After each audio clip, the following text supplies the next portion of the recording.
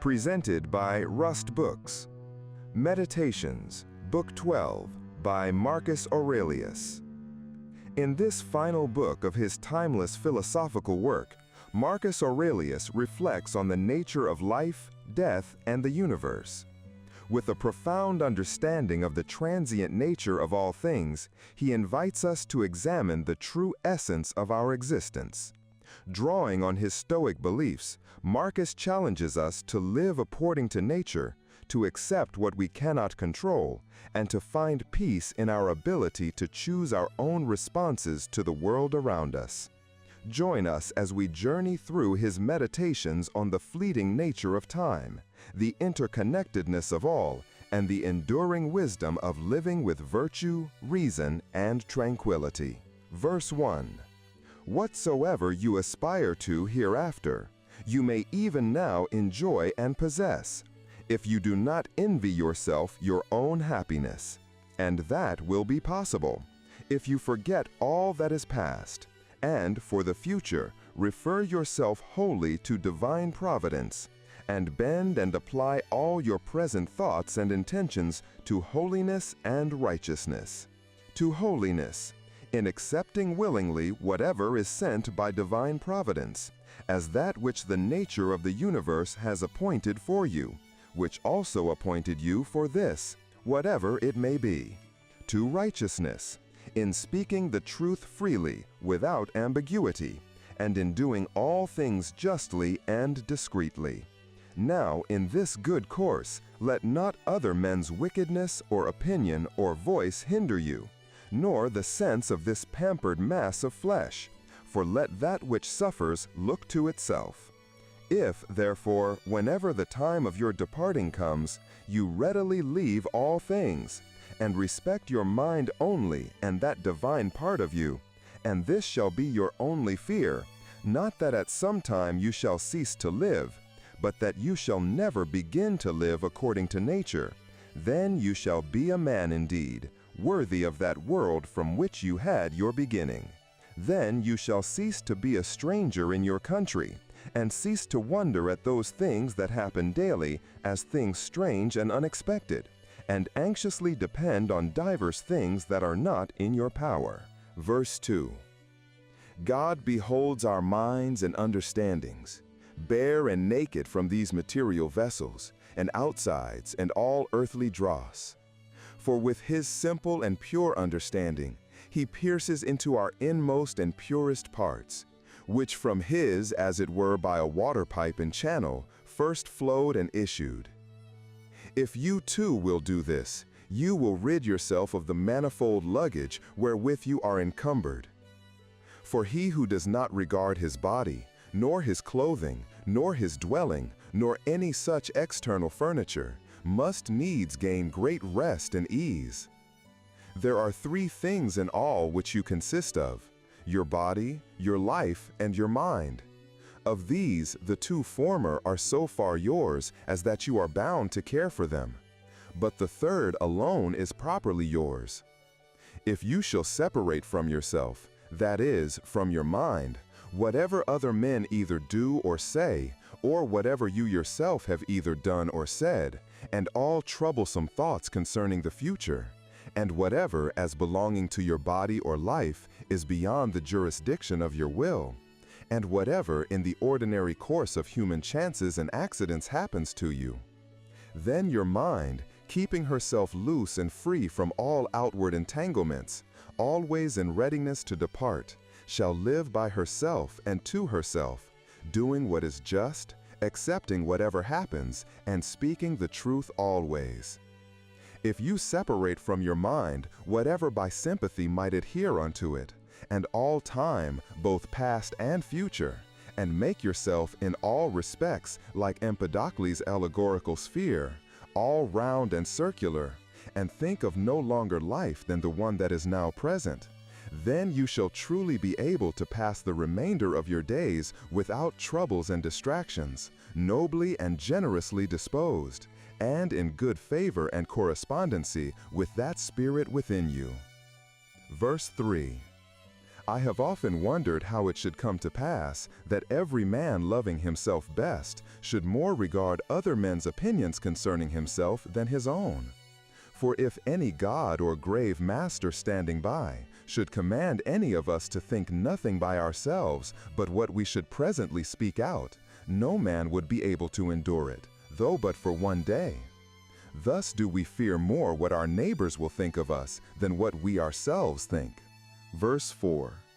How come it to pass that the gods, having ordered all other things so well and so lovingly, should be overseen in this one only thing, that whereas there have been some very good men, who have made many covenants with God, and by many holy actions and outward services contracted a kind of familiarity with him, these men, when once they are dead, should never be restored to life, but be extinguished forever.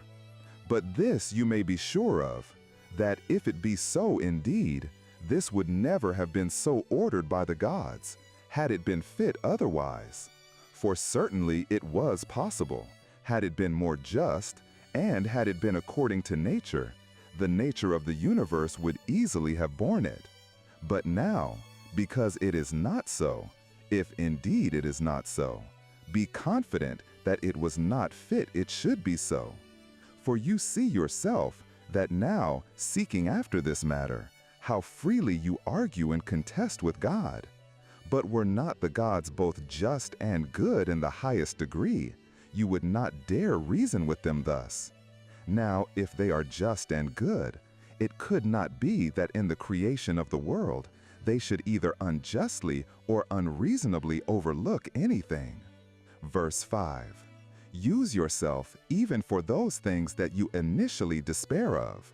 For the left hand, we see, which for the most part lies idle because it is not used, yet when it is called upon, it holds the bridle with more strength than the right, because it has been used to it. Verse 6. Let these be the objects of your ordinary meditations, to consider what manner of men, both for soul and body, we ought to be whenever death shall surprise us, the shortness of this mortal life, the immense vastness of the time that has been before us and will be after us, the frailty of every worldly material object, all these things to consider, and behold clearly in themselves, with all disguisement of external appearances removed. Again, to consider the efficient causes of all things, the proper ends and purposes of all actions, what pain is in itself, what pleasure, what death, what fame or honor, and how every man is the true and proper ground of his own rest and tranquility, and that no man can truly be hindered by any other. All is but conceit and opinion. As for the use of your dogmata, you must carry yourself in the practice of them more like a pancratiast, one who at the same time both fights and wrestles with hands and feet, than like a gladiator. For the gladiator, if he loses his sword that he fights with, he is lost, whereas the pancratiast has still his hands free, which he may easily turn and manage at his will. Verse 7. All worldly things you must behold and consider, dividing them into matter, form, and reference, or their proper end. Verse 8. How happy is man in this power that has been granted unto him, that he needs not do anything but what God shall approve, and that he may embrace contentedly whatever God sends unto him. Verse 9. Whatsoever happens in the ordinary course and consequence of natural events, neither the gods, for it is not possible that they, either wittingly or unwittingly, should do anything amiss, nor men, for it is through ignorance, and therefore against their wills, that they do anything amiss, must be accused. None, then, must be accused. Verse 10. How ridiculous and strange is he that wonders at anything that happens in this life, in the ordinary course of nature. Verse 11. Either fate, and that either an absolute necessity and unavoidable decree, or a placable and flexible providence, or all is a mere casual confusion, void of all order and government. If an absolute and unavoidable necessity, why do you resist? If a placable and exorable providence, make yourself worthy of the divine help and assistance. If all be a mere confusion without any moderator or governor, then you have reason to congratulate yourself that in such a general flood of confusion you have obtained a reasonable faculty, whereby you may govern your own life and actions. But if you are carried away with the flood, it must be your body perhaps, or your life, or some other thing that belongs to them that is carried away. Your mind and understanding cannot. Or should it be so, that the light of a candle indeed is still bright and shining until it is put out, and should truth and righteousness and temperance cease in you while you still have being? Verse 12. At the conceit and apprehension that such and such a one has sinned, reason with yourself. What do I know whether this is truly a sin as it seems to be? But if it is, what do I know but that he himself has already condemned himself for it? And that is all one as if a man should scratch and tear his own face, an object of compassion rather than of anger. Again, he who would not have a vicious man sin is like one who would not have moisture in the fig, nor children to whelp, nor a horse to neigh, nor anything else that in the course of nature is necessary. For what shall he do who has such a habit? If you therefore are powerful and eloquent, remedy it if you can. Verse 13. If it is not fitting, do not do it. If it is not true, do not speak it. Ever maintain your own purpose and resolution, free from all compulsion and necessity. Verse 14. Of everything that presents itself to you, consider what its true nature is, and unfold it, as it were, by dividing it into that which is formal, that which is material, the true use or end of it, and the just time that it is appointed to last. Verse 15. It is high time for you to understand that there is something in you better and more divine than either your passions or your sensual appetites and affections. What is now the object of your mind? Is it fear, or suspicion, or lust, or any such thing? To do nothing rashly without some certain end, let that be your first care. The next, to have no other end than the common good. For, alas, yet a little while, and you are no more. No more will any of those things that now you see, or of those men that now are living, be any more. For all things are by nature appointed soon to be changed, turned, and corrupted, that other things might succeed in their place. Verse 16. Remember that all is but opinion, and all opinion depends on the mind. Take your opinion away, and then, like a ship that has stricken in within the arms and mouth of the harbor, a present calm, all things safe and steady.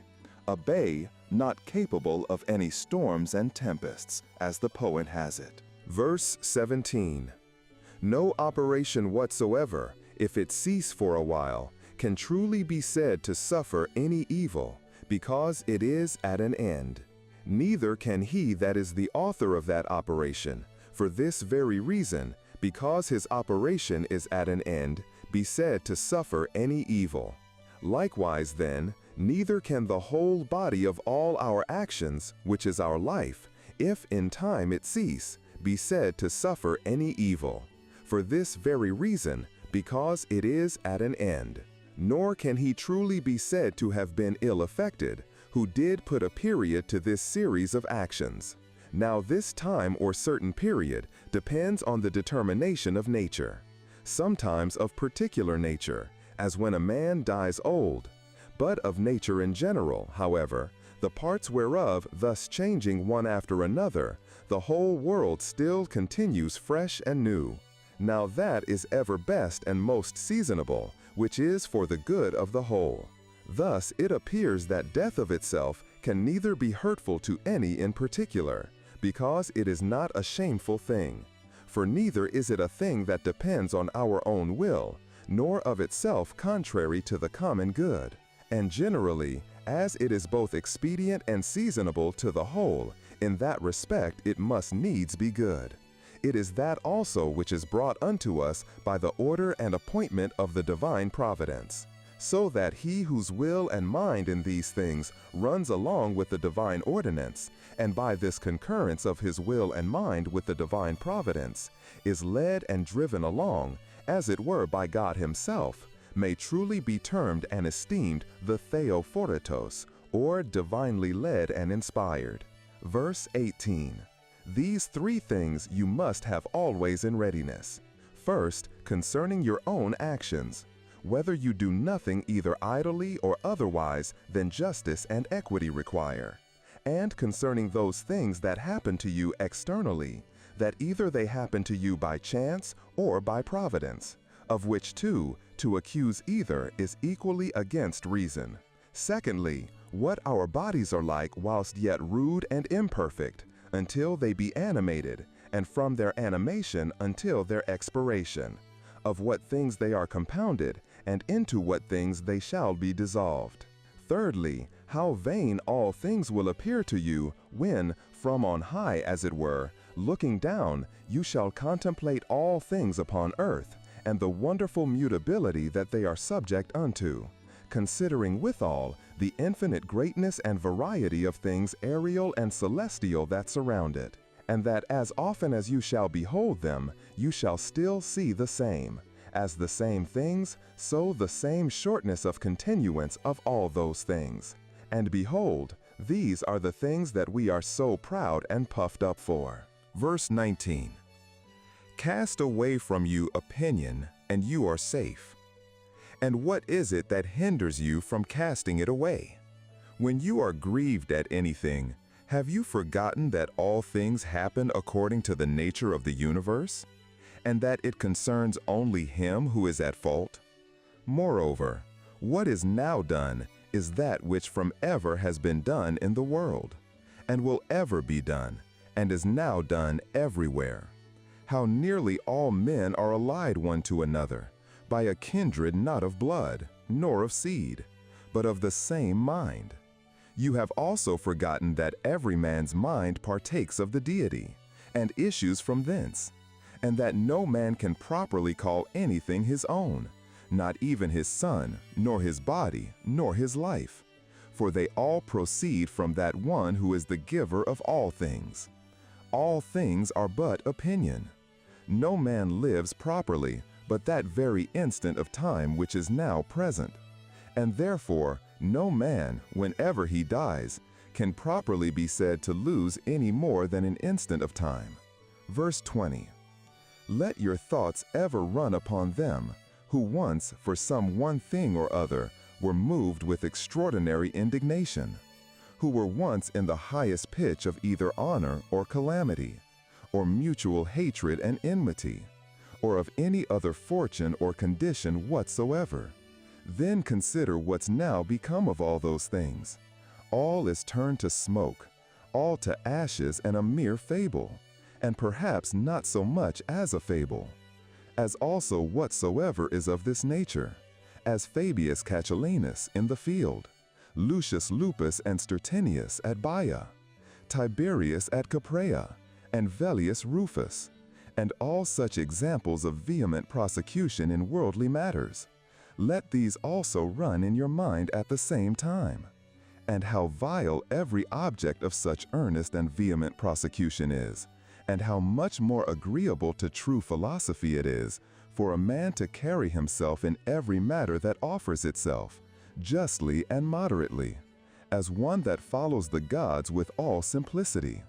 For a man to be proud and high-conceited, that he is not proud and high-conceited, is of all kinds of pride and presumption the most intolerable.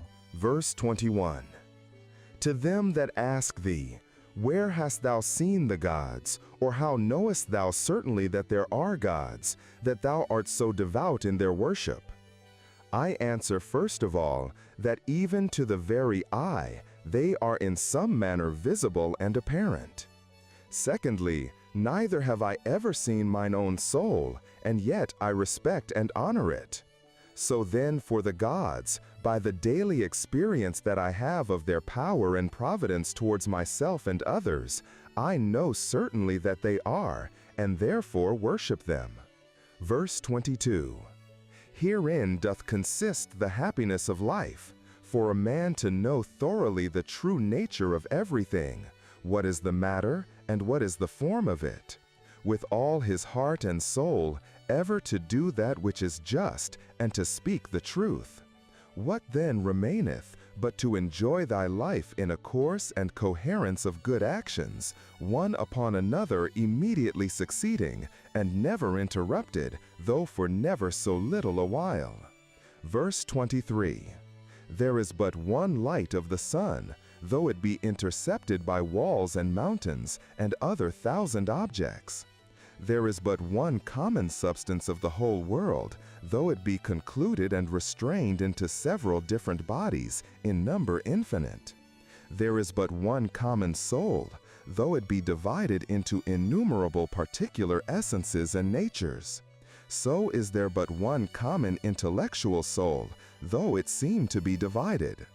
And as for all other parts of those generals which we have mentioned, as either sensitive souls or subjects, these of themselves, as naturally irrational, have no common mutual reference one unto another, though many of them contain a mind or reasonable faculty in them, whereby they are ruled and governed. But of every reasonable mind, this the particular nature, that it hath reference to whatsoever is of her own kind, and desireth to be united. Neither can this common affection, or mutual unity and correspondency, be here intercepted or divided, or confined to particulars as those other common things are. Verse 24. What doest thou desire? To live long. What? To enjoy the operations of a sensitive soul, or of the appetitive faculty? Or wouldst thou grow and then decrease again? Wouldst thou long be able to talk, to think and reason with thyself? Which of all these seems unto thee a worthy object of thy desire? Now if of all these thou dost find that they be but little worth in themselves, proceed on unto the last, which is, in all things, to follow God and reason. But for a man to grieve that by death he shall be deprived of any of these things is both against God and reason. Verse 25. What a small portion of vast and infinite eternity it is that is allowed unto every one of us, and how soon it vanisheth into the general age of the world. Of the common substance and of the common soul also, what a small portion is allotted unto us. And in what a little clod of the whole earth, as it were, it is that thou doest crawl. After thou shalt rightly have considered these things with thyself, fancy not anything else in the world any more to be of any weight and moment, but this, to do that only which thine own nature doth require, and to conform thyself to that which the common nature doth afford. Verse 26. What is the present estate of my understanding? For herein lieth all indeed. As for all other things, they are without the compass of mine own will. And if without the compass of my will, then are they as dead things unto me, and as it were mere smoke. Verse 27. To stir up a man to the contempt of death, this, among other things, is of good power and efficacy, that even they who esteemed pleasure to be happiness, and pain misery, did nevertheless many of them contemned death as much as any. And can death be terrible to him, to whom that only seems good which in the ordinary course of nature is seasonable? To him, to whom whether his actions be many or few, so they be all good, is all one. And who, whether he behold the things of the world being always the same, either for many years or for few years only, is altogether indifferent. O man, as a citizen thou hast lived, and conversed in this great city, the world. Whether just for so many years or no, what is it unto thee?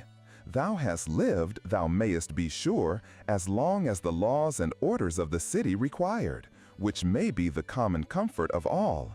Why then should it be grievous unto thee, if not a tyrant nor an unjust judge, but the same nature that brought thee in doth now send thee out of the world?